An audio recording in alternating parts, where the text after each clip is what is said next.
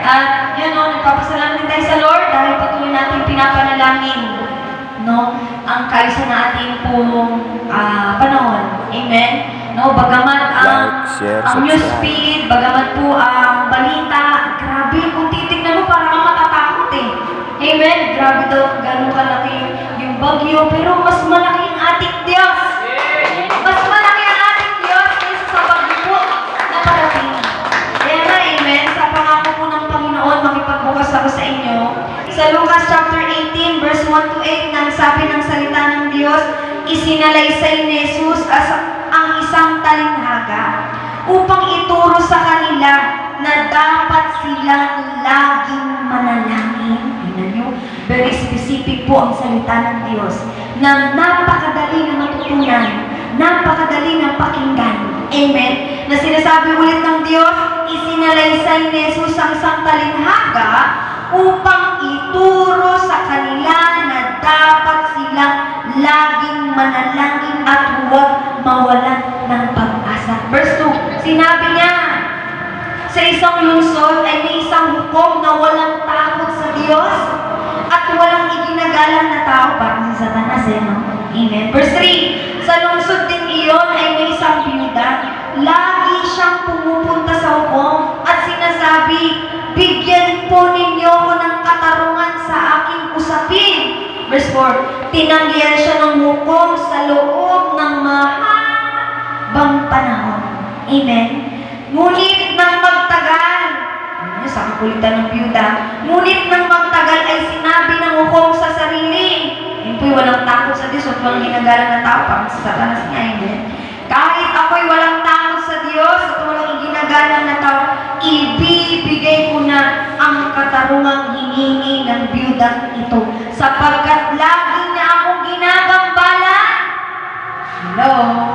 At baka mainis pa ako sa kakapunta niya rito. Verse 6, at nagpatuloy ang Panginoong Jesus pakinggan ninyo ang sinabi ng masamang hukom na iyon. 7, ngayon, church, ipagkakait kaya ng Diyos ang katarungan sa kanyang mga hinirang na dumarain sa kanya araw at gabi. Sila kaya'y paghihintay niya ng matagal. Verse 8, sinasabi ko sa inyo, agad niyang ibibigay sa kanila ang katarungan. Ngunit, sa pagbabalik ng anak ng tao, may daratnan pa kaya siyang mga tao may pananampalataya. Palakpakan po natin ang pagkabasa ng salita ng Diyos. In church, makita po natin, narinig natin kung ano pong sinasabi ng salita ng Diyos, na sa lahat po pala ng sitwasyon ng ating buhay, dapat po tayong laging manalangin. Sinabi ng very specific, inihayag ng Diyos na itinuro niya sa kanila, itinuturo rin po ng Diyos sa atin na palagi tayong manalangin. Hindi lang daw po tayo mananalangin, kundi huwag tayong mawawala ng pag-asa kahit anong sitwasyon ng ating buhay tayong naroon. Amen? Kagaya nito, may bagyo, anong gagawin natin? Mag-worry? Anong gagawin na? Mag-aalala? Paano yan? Di ba? Ngayon pala ang tao, wala pong masama roon na maghanda. Amen? Pero sinasabi ng Panginoon, manalangin ka muna bago ka mag-alala. Kasi ang pangako ay nakukuha sa pananalangin po pala. Kasi sabi ko, bakit napakaraming pangako ng Diyos, ba't hindi na ibigay sa lahat? Bakit hindi na iparanas sa lahat agad? Nakupaparanas pala agad ng Diyos sa mga pangako niya, anong gagawin ng kanyang mga hinirang at mga anak? Parang si Pedro no? Ano po ba yung ginawa? Si Pedro ba? Yung si Juan? Yung sa bayabas, yung nakaiga na lang, tapos hintayin na lang malaglag yung bayabas? Si Juan, ayaw ng Diyos ng ganon. Gusto niya kunin mo. Puri ng Panginoon, parang kung ang Diyos, ano ba yan? Bibigyan na kita ng pangako Pagpapalain na nga kita, ako pa. Di ba? Kunin mo! Sa pamamagitan na panalangin. Kunin mo yung pangako ng Diyos sa pag-iingat, proteksyon, pagpapala, himala, kagalingan. Hello? Diba? Kunin mo sa pamamagitan na panalangin. Sabi niya, pakinggan niyo yung hukom. Nainis na siya kasi ginagambala siya eh. Kaya ibibigay niya. Ganon din sa Diyos, church. Pag-araw at gabi tayong mananalangin, mararanasan talaga natin ang lahat ng kabutihan ng Panginoon. Amen? Pag-araw at gabi. Hindi lang pag may pangangailangan. Hindi po, church. Kaya ngayon, nung bumalik po ko sa sa panahon po ni Moises, sabi ko dapat kaagad nakarating po ang Israel sa promise niya eh.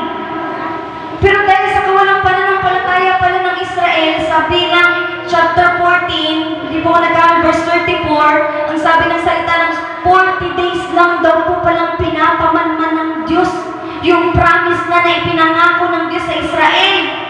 Pero ginawa ng Diyos na 40 days, di ba? Ginawa ng Diyos na 40 years. Ang tagal! Bakit?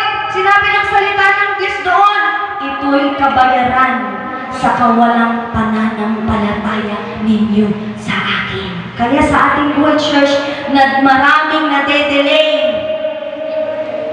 Maraming naaantala na dapat nating natatanggap na eh. Amen? Yung kagalingan mo, yung kaligtasan ng pamilya mo, yung kalayaan mo, yung pagbabago mo, kahit anong gawin mo, parang wala lang. Yung kaayusan ng sitwasyon mo, yung financial mo, physically, emotionally, spiritually, bakit ang tagal? Tagal mo na nagpipray. Yun po ay hinahadlangan ni Satanas dahil po sa katamaran natin sa pananalangin. Amen? Kasi sabi mismo si Jesus Christ ang nagsalita. Sila kayo'y paghihintay niya ng matagal. Verse 8, sinasabi ko sa inyo, agad niyang ibibigay. Ibig sabihin, kaya pala ng Diyos ibigay ngayon. Bukas. At nung panahon ng pangangailangan mo, kaya niya palang ibigay. Mananalangin ka lang. Diba? Napakasimple. Kaya po pala tayo binubuhay ng Diyos sa pananalangin kasi doon natin makamtam ang kanyang mga pangako. Pero marami, tamad na tamad mag-pray. Tamad na tamad mag-pray. Ako, I love praying, church. Naman, gusto ko po lagi nananalangin. Kahit nasan ako, nasa jeep, nasa sasakyan, nasa ako lugar, nagpe-pray ako lagi. Kaya tinanong ako ng mga bata, attorney, ilang beses ka nagpe-pray? Di ko alam eh, maraming beses. Siguro sa isang araw, attorney, ilan? 20? Di ko alam kasi kahit nasaan ako, nagpe-pray ako. Kaya nga, minsan may naiingayan sa akin sa prayer. Sa prayer fasting. Kasi mahal na mahal ko po talagang pananalangin. Kasi naunawaan ko, church, ang pananalangin ay ating kapangyarihan. Kapangyarihan po ang pananalangin kagaya nitong bagyo. Sinasabi ng Panginoon, manalangin ka. Manalangin ka na yung bagyo na hindi sa atin tatama. Na yung bagyo na hindi tayo, kumbaga, iba yung mundo eh, yung crisis ng mundo, hindi natin bagamat babagyo, amen, hindi tayo maapektuhan, yun yung gusto ng Panginoon. Hindi tayo maapektuhan sa atin, sa mga pangyayari sa mundo ito, kasi iba na tayo eh. Amen? Nilagay tayo ng Diyos sa pinaka-safe na lugar. Yun po sa pamamagitan ng panalangin. Amen? Palapakan natin ang Diyos sa church. Ano po mensahe ng Panginoon sa ating mga anak, sabi ni Lord, mga anak, mga kapatid, mga mahal na mahal, mga mahal sa mahal, no? Mga, bayan ng Diyos, sinasabi ng Panginoon, makukuha natin ang mga pangako ng Diyos kung mananalangin ka araw at gabi. Palapakan natin muli ang salita ng